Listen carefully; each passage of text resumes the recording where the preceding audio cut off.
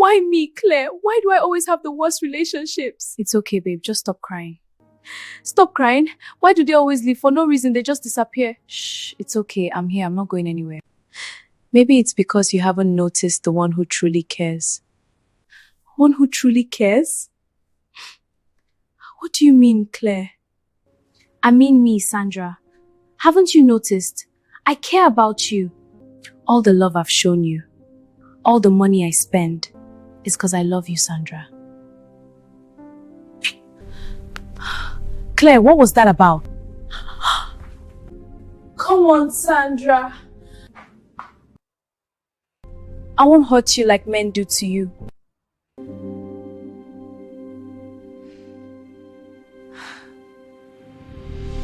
I'll get you, Sandra. Just a little more time, I'll get you, my sweet baby. Oh, Sandra. But let me show you how we got here. Sandra arrived in the city on a Tuesday afternoon in early October with one large suitcase, $40 in her wallet, and the kind of determination that only comes from having absolutely nothing to fall back on. She had grown up in a small town 3 hours away, the kind of place where everyone knew your name, your business, and your mother's business. She had spent the better part of her 20s quietly planning her escape, not from anything dramatic, just from the smallness of it. The way the ceiling felt lower every year, the way her dreams kept pressing against the walls with nowhere to go. Claire had been her closest friend since they were 15, sharing a desk in a geography class neither of them cared about. They had stayed close through everything. Different universities, different cities, different versions of themselves. When Sandra finally decided she was ready to move, Claire told her to come without a moment's hesitation. She had a spare room, a comfortable apartment, and a generous spirit. The apartment was warm and well kept. 2 bedrooms, a small balcony, a kitchen with actual counter space. Claire worked in marketing and had a settled, ordered life. She introduced Sandra to colleagues, helped her rebuild her resume, drove her to interviews, and waited in nearby coffee shops with her laptop, while Sandra sat across from strangers trying to convince them she was worth hiring. Within 4 months, Sandra had a job at a mid-sized design firm. Within 6, she had paid back a good portion of what she owed Claire for food and rent. Within a year, she felt for the first time in her adult life like she was actually building something solid. She was grateful in the way that people are when someone catches them at their lowest and does not let them fall, completely, fully, and without reservation. She trusted Claire with everything. Her fears, her hopes, her money worries, her journal entries read aloud at 2 in the morning, her deepest embarrassments. She told Claire things she had never said to another human being, and Claire received every word with warmth and patience and the particular kind of steady attention that makes a person feel truly seen. Sandra was a romantic, genuinely, wholeheartedly, and sometimes painfully so. She believed in love the way some people believe in gravity, not because someone told her to, but because she had felt the pull of it and could not imagine living as though it was not real. She wanted a partner, a person to build something with, someone who would stay and choose her every single day without her having to ask. That was the dream, and she was patient with it right up until patience stopped being enough. Marcus came first. Sandra met him at a work event in the spring. He was standing near the drinks table with the mild, uncertain expression of someone who had arrived alone and was not entirely sure why. And Sandra walked over because she had always hated watching people look lost at parties. He had a warm laugh and an easy, unhurried way of talking, and by the end of the evening, they had exchanged numbers and made a loose plan for coffee. The coffee became dinner. The dinner became long phone calls that stretched past midnight. For 3 weeks, Marcus was attentive in the way that made Sandra both careful and reckless at the same time. He remembered small things she mentioned in passing. He checked in on her without prompting. He made her genuinely laugh, which was not as common as people assumed it should be. She told Claire she liked him. She said it carefully, like someone placing something fragile on a high shelf, but she said it.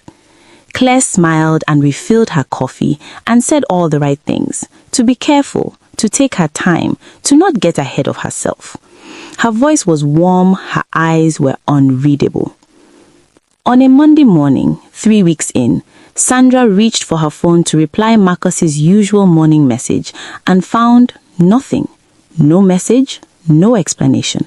She checked their thread, scrolled back through the conversation looking for something she might have missed, and found only the last thing she had sent him the night before, a meme about bad Mondays, sitting there unanswered and unreceived by anyone who was still listening. By noon, she had been blocked on all platforms, not a word, not a goodbye, as though she had simply ceased to exist for him somewhere between Sunday night and Monday morning. She called Claire. Claire came. She held her while she cried and said everything a good friend is supposed to say. Then, 3 days later, when the worst of it had passed, and Sandra was sitting at the kitchen table staring at her coffee, Claire suggested the prayer house. A colleague had mentioned it, she said. It had helped someone with a similar kind of problem. It was worth trying. They went. Sandra was desperate enough to go anywhere.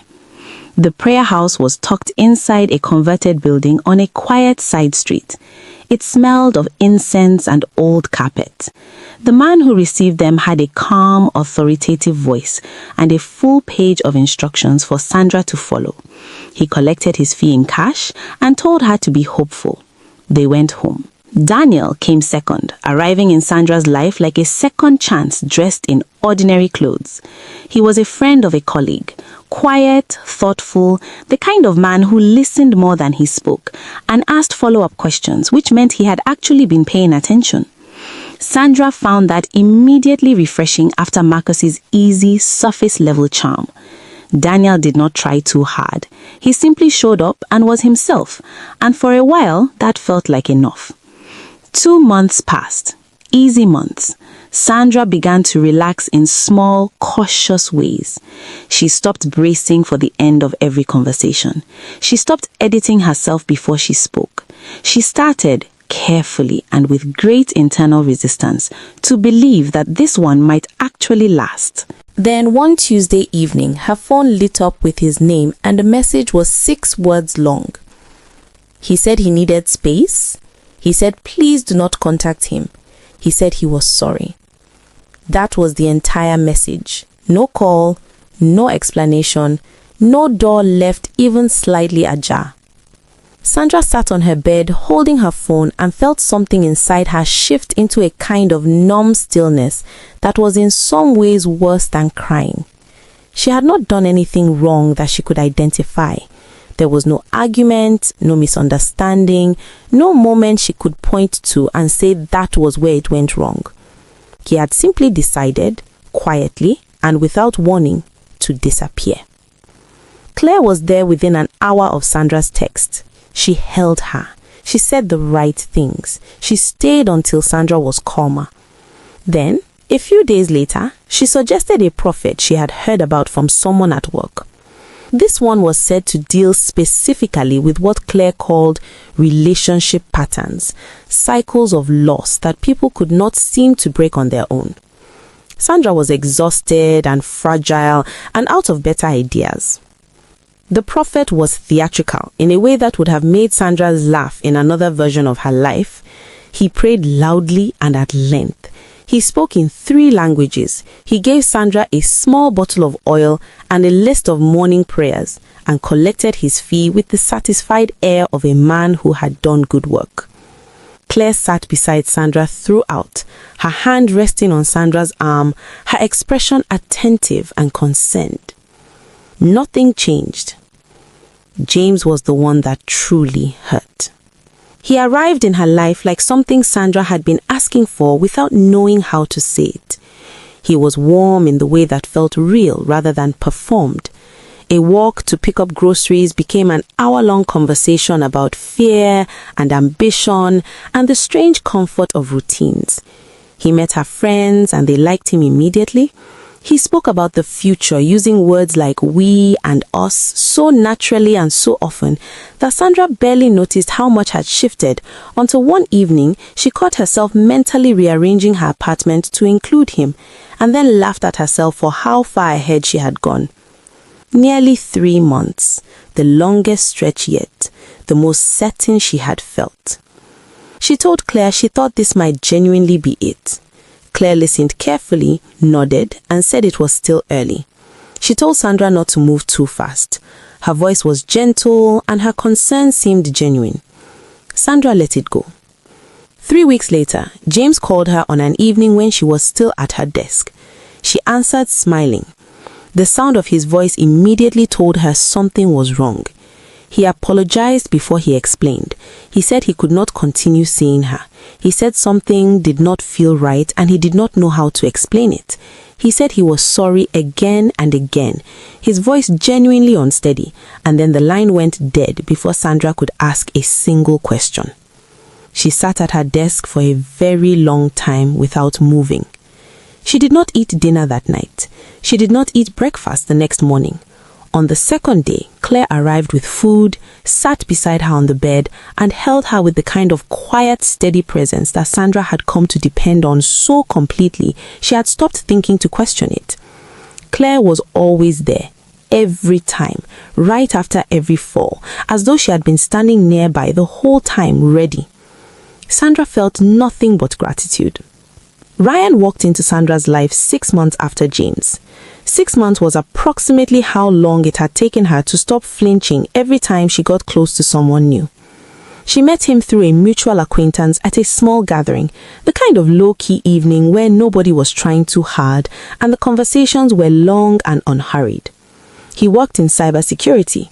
He had the habit of listening to everything all the way through before he responded, which Sandra found quietly remarkable in a world where most people were already planning their reply before you had finished speaking. He was funny without performing it. He was present without making it obvious that he was trying to be. She liked him immediately and then spent 2 weeks telling herself she did not. She mentioned him to Claire the way a person mentions something they are trying not to think about, too casually, too often. Claire asked about him with the easy interest of a good friend, but the interest went slightly too deep, the question slightly too specific. She asked about his job, his schedule, where he lived, how often he and Sandra were meeting up. Sandra answered without thinking much of it. Claire had always taken an interest in the people in her life. That was just who Claire was. Ryan kept showing up, not aggressively, not in the practiced way of someone executing a strategy, simply in the way of a person who meant what he said and showed up when he said he would, consistently and without fanfare, and let that speak for itself. Sandra kept him firmly in the friend zone and told herself she was being sensible, even as she noticed that she smiled differently in the hours before she was going to see him. One evening, he had been approached on his way to his car after a late work night. 2 men. They had not robbed him. They were calm and specific and deliberate. They knew his name, knew Sandra's name, knew where he worked, and they told him plainly that getting close to Sandra would be something he would regret. One of them had a tattoo on his forearm, a scorpion, dark and detailed, with the words "Sting Fast" written in block letters beneath it. Ryan told this to Sandra with his eyes watching her face carefully, measuring her reaction. Sandra was shaken. She could not imagine who would do such a thing or why. She had no enemies that she knew of. She asked Ryan if he had ever done anything to provoke someone, and he told her honestly that he had not. They sought with the mystery of it and came up with nothing. Ryan did not disappear. He was rattled, but he stayed, and in staying, he did the one thing Sandra had learned not to expect from anyone. He also started paying closer attention to everything around him, the way his training had always taught him to do when something did not add up. He noticed things. He noticed that Claire asked unusually detailed questions about his schedule whenever Sandra mentioned him in conversation. He noticed that 2 of the men Sandra had previously dated, each in vague terms on old social media posts, had described being warned or frightened of in ways they could not explain. He noticed the pattern assembling itself piece by careful piece, and he kept what he was thinking to himself while he waited for something concrete. The something concrete arrived on a Thursday afternoon. Ryan was at the mall picking up a replacement part for his workstation, moving through the quieter end of the electronics section, when he turned a corner and stopped. 3 meters away, standing near a shelf without any apparent interest in its contents, was one of the men who had threatened him. The scorpion tattoo was visible below a rolled sleeve, sting fast. Ryan's instincts moved faster than his conscious mind. He stepped back behind the nearest shelf, angled himself so he could see without being seen, and watched. The man was not shopping, he was waiting. After a few minutes, a figure came from the direction of the escalators. Ryan shifted his angle carefully to get a clear look at who the man was meeting. His stomach dropped. It was Clare. She walked up to the man with the easy, unbothered manner of someone meeting a contractor for a routine update. Comfortable, practiced, unremarkable. Ryan had his phone recording before he made the conscious decision to do it. He held it steady, stayed completely still, and listened. Claire's voice came through clearly in the quiet of that section of the mall. She asked if it was done. The man confirmed that Ryan had been dealt with and would not be going near Sandra. She asked if he had been careful, whether Ryan had seen the man's face clearly. The man said they had been careful. Claire reached into her bag and handed him an envelope. He pocketed it without counting it.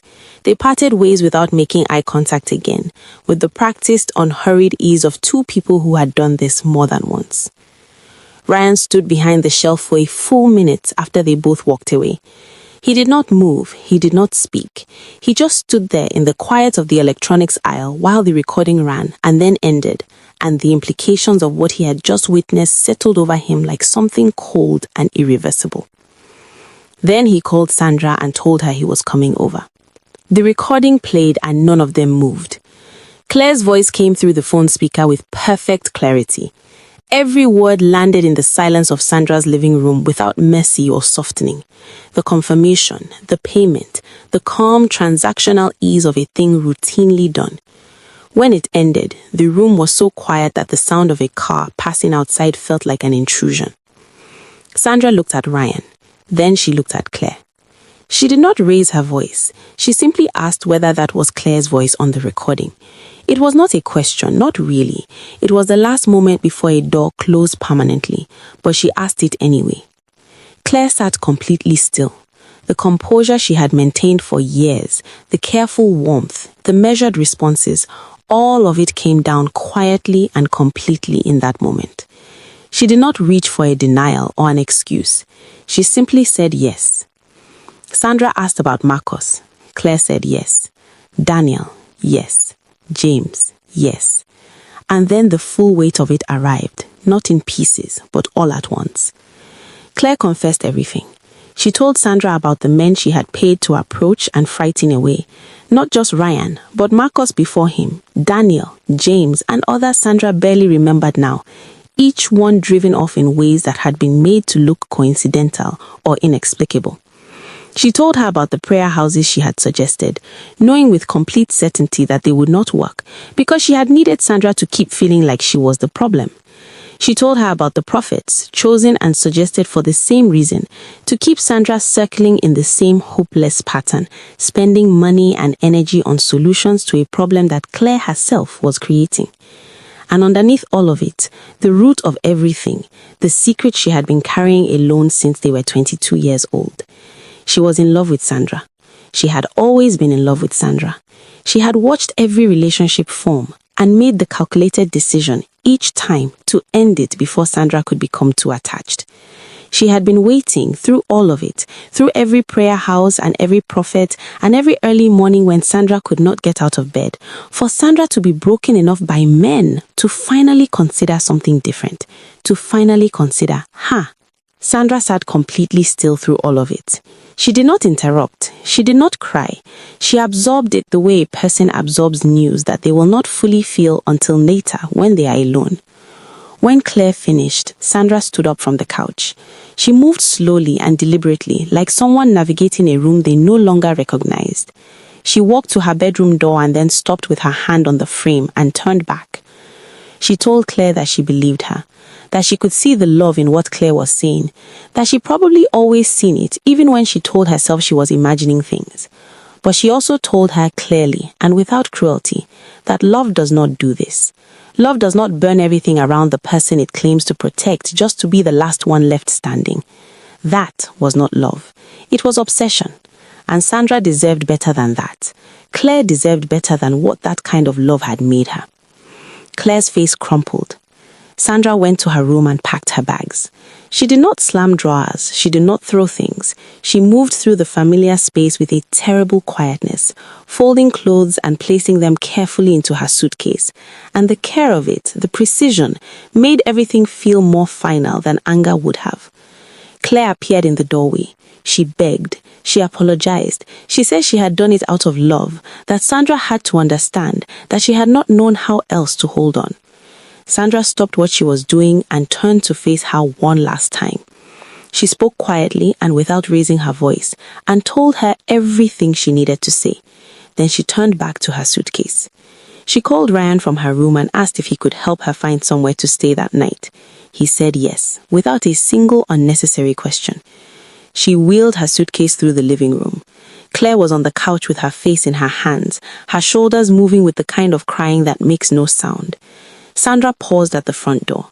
She told Clare that she was grateful, genuinely, fully grateful for everything Clare had done when she first arrived in the city with nothing. She said she had not forgotten it and would not forget it. And then she said she could not stay. She closed the door behind her. The whole way was bright and quiet. Ryan was standing at the elevator with his hands in his pockets. He looked at her suitcase and then at her face and said nothing that was not necessary. They left together. The weeks that followed were not easy, and Sandra did not pretend they were. She moved into a short-term rental and spent the first few nights lying awake, going back through every memory she had of Clare, every held hand, every prayer house, every morning Clare showed up with food, turning each one over in the new light and trying to understand what was real and what was theater. The answer she arrived at slowly and with a kind of exhausted honesty was that most of it was both. Clare genuinely loved her in the only way Clare knew how to love, and that love, held in secret for too long, twisted by fear and obsession into something unrecognizable, had caused real and lasting harm. That did not cancel the harm, but it helped Sandra breathe. She thought about Clare often in those early weeks, not with hatred, which surprised her, with something more complicated, grief and pity and a sadness she could not find a clean name for. She was not ready to reach out, and she was honest enough to herself to know it. She let the distance stand. Ryan texted every day, short messages, nothing demanding, nothing weighted. He checked in on her. He sent her something funny he had seen. He asked whether she had eaten. It was the kind of ordinary, patient consistency that Sandra had spent years hoping to find and had been quietly and systematically prevented from having. And now that it was just there, available and real and unhurried, she found she did not quite know what to do with it. She told him she was scared. She said it plainly, without softening it, because she was done with the performance of being fine. She told him about the years of feeling cursed, about the prayer houses and the prophets, and the particular humiliation of having paid for hope that someone she trusted had deliberately ensured would not materialize. He listened to all of it without interrupting or trying to fix it. He did not tell her how to feel. He did not rush the timeline. He stayed. Every single day, in all the ordinary ways that accumulate into something enormous if you pay attention, he stayed. Sandra did not fall into him. That would have been too easy, and she was done with easy things. She let it grow slowly, the trust rebuilt piece by careful piece, in the same painstaking way that things broken all the way down can only ever be rebuilt. She was still carrying the weight of what she had discovered, still processing what years of careful manipulation had done to her sense of herself. But she was also, gradually, and almost without noticing, starting to believe again. Months passed. The anger softened into something cleaner. The fear became smaller. The mornings grew easier. They were sitting together on a bench in a small park near Sandra's new apartment on a Thursday evening in late autumn. She looked at him and told him that she used to genuinely believe she was cursed. She said it without embarrassment, without deflecting it into a joke the way she might have 6 months ago.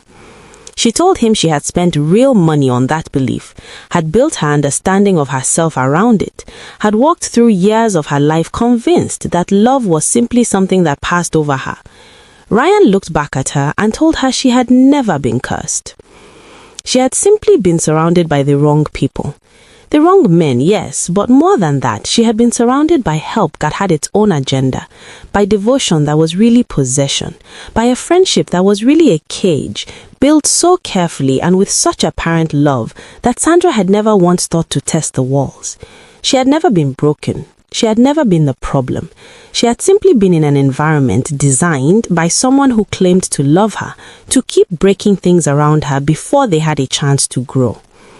Sandra held that for a long time.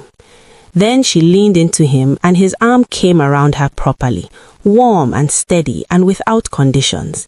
She exhaled the kind of breath that carries much more than air. The amber light faded into blue. Neither of them moved to leave. The people closest to us are not always the safest ones. Proximity is not the same as trustworthiness, and devotion is not the same as love. Real love does not require the suffering of the person it claims to cherish. It does not engineer your failures to make itself necessary. It does not remove your options so that it becomes the only one left. Sometimes the hand holding yours through every storm is the very hand that has been quietly calling the rain. And real love, the kind that is worth having and worth waiting for, is patient enough to sit with your fear without trying to fix it too quickly, and strong enough to survive the truth no matter how painful or complicated that truth turns out to be. It does not rush. It does not perform. It simply stays, day after ordinary day, in all the unremarkable ways that eventually mean everything. Sandra had never been cursed. She had never been too much or not enough. She had simply been, for a long time, looking in the wrong direction for proof that she was worthy of love. She always was. If you enjoyed this story, please don't forget to subscribe, like this video and share it with your friends and family. Comment down below and tell us what you think. Where are you watching from? We would really love to know. Also, have you ever had a friendship that turned out to be far more complicated than it appeared on the surface? Drop your thoughts below. Until next time, stay safe, stay loved, and never stop believing you deserve the real thing. Goodbye.